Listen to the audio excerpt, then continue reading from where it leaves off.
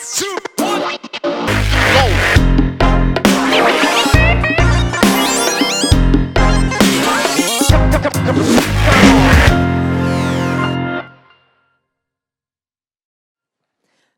Le chocolat. Noël est déjà loin, mais Pâques se rapproche, au grand désespoir de notre tour de taille.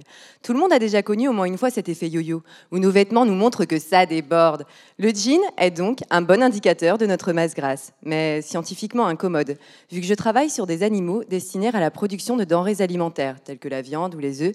Il me semble assez difficile de mettre un blue jean à un porc ou à un poulet. Vous pourrez essayer. Personnellement, j'ai abandonné l'idée et je me suis dit qu'il me fallait quelque chose de simple et assez accessible, le sang. J'ai donc cherché dans le sang s'il existait des marqueurs, comme par exemple des gènes, qui seraient le reflet d'une augmentation ou d'une diminution de la masse grasse chez le porc et le poulet.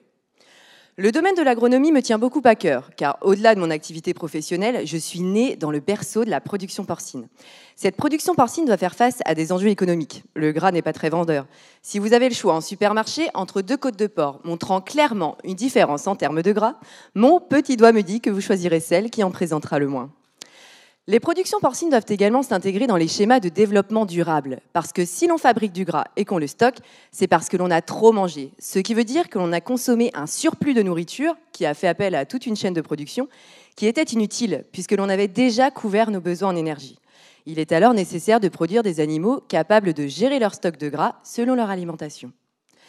Pour faire varier la masse grasse de mes animaux, j'ai utilisé le levier alimentaire, non pas en donnant du chocolat à mes cochons, mais en leur donnant deux régimes qui apportent une même quantité d'énergie, soit un régime assez standard, soit un régime riche en gras et en fibres. Et ça a marché. J'ai bien obtenu une différence de masse grasse entre les porcs. Les porcs ayant reçu un régime riche en gras et en fibres sont plus maigres.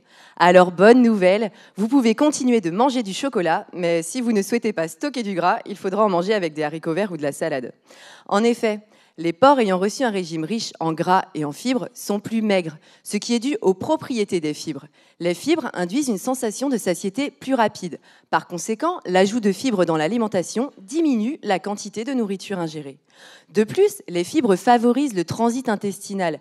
Par conséquent, l'aliment gras reste moins longtemps dans notre organisme, ce qui laisse moins de temps à nos intestins pour absorber ce gras et le stocker. J'ai donc effectué une prise de sang sur mes porcs pour chaque régime et j'ai exploré les gènes présents dans le sang. Alors, autre bonne nouvelle, qui est un résultat capital pour ma thèse, c'est d'une part qu'il existe des gènes qui varient en fonction de la masse grasse de mes animaux et d'autre part que j'ai pu identifier ces gènes, présents ou absents en fonction de la masse grasse de l'animal.